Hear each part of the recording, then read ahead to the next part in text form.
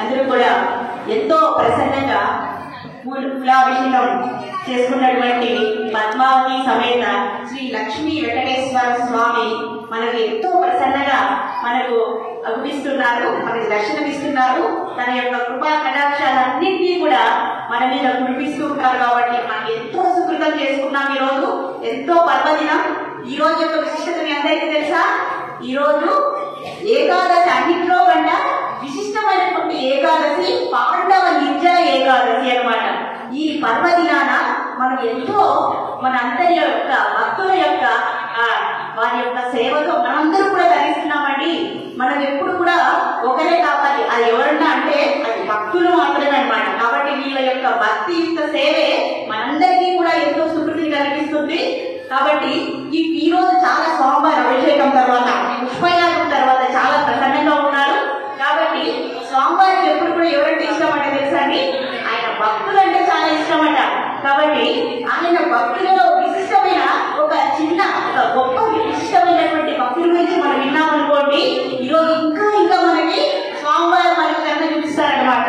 చూడండి, మనకు మన దక్షిణ భారతదేశంలో చాలా ప్రసిద్ధిగాంచినటువంటి భక్తులలో ఎవరన్నా ఉన్నారా అంటే అది ఆళ్వారులు.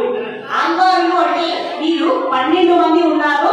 ఆ 12 మందిలో కూడా విశిష్టమైనటువంటి భక్తులు ఎవరయ్యా అంటే, అది చక్కగా వినాలండి.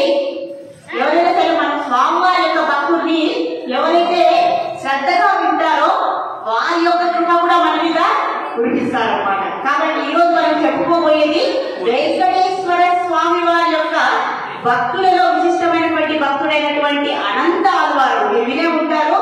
ఆళ్వార్ అంటేనే వాళ్ళు భక్తిలో మునిగి తేలిన వాళ్ళు అనమాట.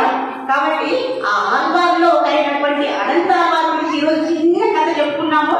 ఆ కథ విన్న తర్వాత మనందరికీ కూడా ఇంకా గొప్ప కృప అనేది లభిస్తుంది. ఈ అనంత ఆళ్వార్ గారు శ్రీ రామానుజాచార్యుల యొక్క శిష్యులు. వారు శ్రీ వైష్ణవ సాంప్రదాయానికి సంబంధించిన వారు. ఒకసారి గురువు అయినటువంటి శ్రీ రామానుజాచార్యుల యొక్క శిష్యుడైనటువంటి అనంత ఆళ్వారికి ఒక సేవ ఇస్తారన్నమాట. ఆ సేవ ఏంటంటే, తిరుమలలో స్వామివారికి పూల కోసము ఒక మంచి తోటను నిర్మించాలని అనంత ఆళ్వార్ అనేటువంటి భక్తుడికి శ్రీ రామానుజాచార్యులు ఒక సేవ ఇస్తారన్నమాట. ఆ సేవ ఏంటంటే పూల తోటని పెంచమని. కాబట్టి అనంత ఆళ్వారు గురువు యొక్క ఇచ్చినటువంటి సేవని ఎంతో చక్కగా నిర్మిస్తారు. మొట్టమొదటిగా ఆ పూల తోట నిర్మించడానికి ఆయన ఒక గడ్డపాలను తీసుకొని తవ్వుకుంటూ వస్తాడనమాట.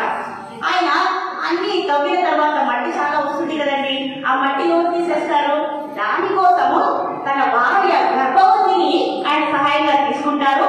చూడండి, ఎవరైనా సరే మనకు సేవ అనేది మనకు భగవంతుడు ఇస్తే దాన్ని మాత్రం మనం మిస్ చేసుకోకూడదు. ఆ సేవను మనం ఎలా చేయాలి? వికరణ శుద్ధిగా ఎంతో ప్రేమతో సేవ చేయాలండి. సేవ లభించడం కూడా మనకు గొప్ప, మనకు ఈ భౌతిక జగత్తులో వచ్చినటువంటి ఐశ్వర్యం కంటే చాలా చాలా కోటి రెట్లు గొప్పది. కాబట్టి అనంత ఆళ్వారు ఎంతో సీరియస్ గా తీసుకుంటారనమాట. ఆ సేవ ఎవ్వరికి ఇవ్వరనమాట. మనమైతే ఒక పని చెప్పి ఏమంటాము? అయ్యా నేను ఈ పని చేయలేదని 10 మందిని ఆశ్రయిస్తాం.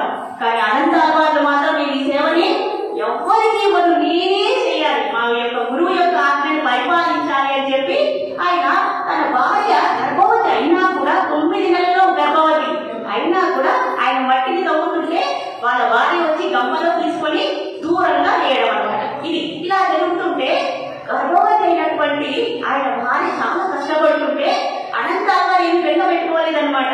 కానీ శ్రీ వెంకటేశ్వర స్వామికి మాత్రం చాలా బాధ చేసిందండి. అయ్యో గర్భవతి ఇంత పని చేస్తుంది అని ఆయన చాలా బాధపడిపోతారండి. చూడండి, మన బాధలో ఉంటే స్వామివారు ఓర్చుకోలేరండి. కాబట్టి వెంటనే ఒక బాలుడు ప్రత్యక్షం అయిపోతారనమాట. శ్రీమన్నారాయణుడే వచ్చేస్తారనమాట. వచ్చి, అయ్యా అనంత ఆళ్వార్ గారు, మీరు ఇద్దరు ఎంతో కష్టపడుతున్నారు, నాకు చిన్న మీరు కూడా సేవ ఇవ్వండి, ఈ మట్టిని తీసుకెళ్లి నేను దూరంగా వేసేస్తాను, మీ భార్యామణి గారు గర్భవతి బిందు చూడారు, ఇలా ఎంతసేపు పడుతుంది, కాబట్టి నేను కూడా మీకు సహాయం చేస్తానంటే అనంత ఆళ్వార్ ఒప్పుకోరన్నమాట.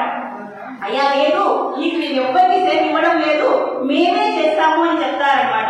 అయినా కూడా స్వామివారు వినరనమాట. ఎలా అయినా సరే వీళ్లకు సహాయం చేయాలని అనుకుంటారు. అనంత ఆళ్వార్ గారు ఒప్పుకోరు. ఇంకా తన భార్య దగ్గరికి వెళ్తారనమాట.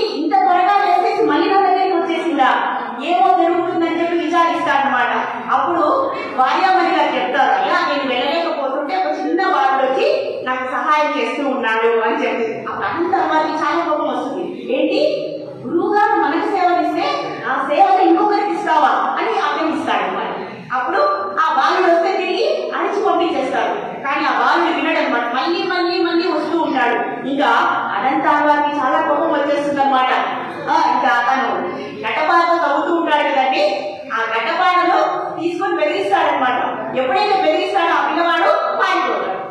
మళ్ళీ తమ్ముడు ఉంటే మళ్ళీ వస్తాడనమాట ఆ బాలుడు.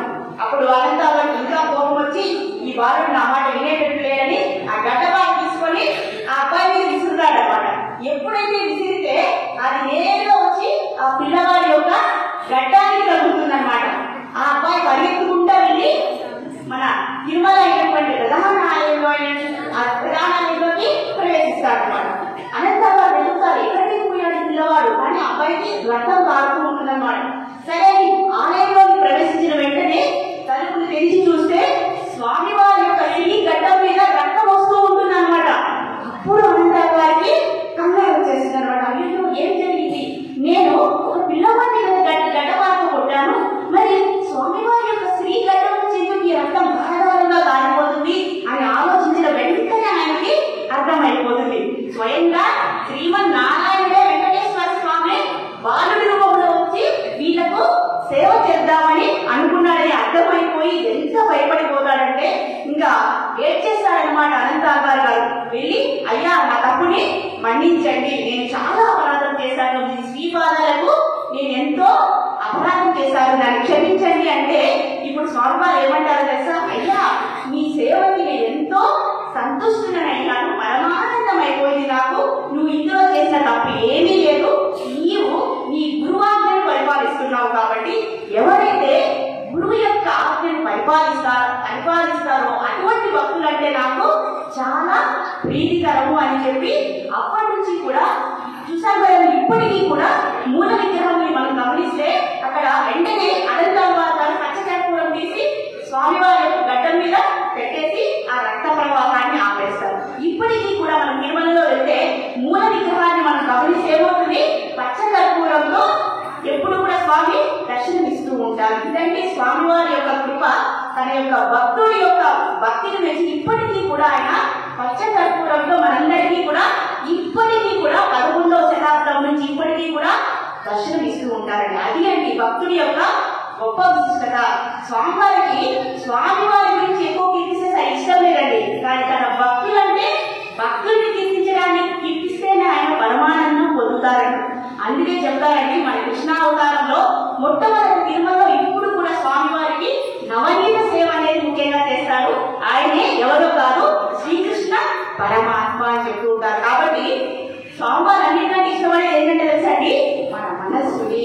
కాబట్టి మన మనసు ఎలా ఉండాలి, వెన్నగా ఉండాలి. అంటే నవనీతంగా ఎప్పుడైతే స్వచ్ఛమైన మనసు ఉంటుందో అప్పుడు ఆయన శ్రీకృష్ణ పరమాత్మగా వచ్చి, శ్రీకృష్ణ పరమాత్మ ఏం చేశాడండి, వెన్న దొంగలిస్తాడు కదా, అలా మన మనసు అనేటువంటి ఆ నవనీతాన్ని దోచుకుని వెళ్ళిపోతూ ఉంటాడు. ఈ ఈయన ద్వారా మనకు అర్థమయ్యేది మన మనసు ఎలా ఉండాలి, వెన్నలాగా ఉండాలి. విగమంగళ ఠాకూర్ అనేటువంటి ఒక భక్తుడు ఒక చౌరాష్ట్రం రాశారండి. ప్రజే ప్రసిద్ధం నవనీత చౌరం చౌరాగ్రగణ్యం పురుషం నమామి పాదాశ్రితానాం చ సమస్త చౌరం చౌరాగ్రగణ్యం పురుషం నమామి. ఎవరికైతే స్వచ్ఛమైన మనసు ఉంటుందో, స్వచ్ఛమైన భక్తి ఉంటుందో అలాంటి మనసుని ఆ శ్రీమన్నారాయణుడు వచ్చి దోచుకొని వెళ్ళిపోతాడటండి. కాబట్టి మన మనసు అలా భక్తిగా శ్రద్ధగా స్వచ్ఛంగా ఉంటే, స్వచ్ఛమైన సేవ భక్తిలో మనం ఉంటే స్వామివారు వచ్చి మనం తీసి వైకుంఠానికి తీసుకొని వెళ్ళిపోతారు అని ఇక్కడ చెప్తూ ఉన్నారు. కాబట్టి మనం ఈరోజు స్వామివారిని మనం ఎంతో భక్తి శ్రద్ధలతో కొలిచాలి. అలాంటి భక్తిని చూడండి, మనకు గుడిలో అన్నిటికంటే ముఖ్యమైనది ఏంటంటే సేవ. ఎప్పుడైనా సరే మనకి సేవ దొరికిందంటే ఏం చేయాలి, మనం ఏం చేయాలి, సేవ నుంచి తప్పించుకుని వెళ్ళిపోవాలి, అంతే కదండి. కాదండి, ఏ సేవ దొరికినా మనం ఏం చేయాలి, అన్నిటికంటే అదే ఐశ్వర్యం అండి. మనకు ఆ ఐశ్వర్యమే మనల్ని భగవంతుడి యొక్క శ్రీపాదాలని తీసుకెళ్తుందని చెప్తున్నారు. కాబట్టి గోవిందా గో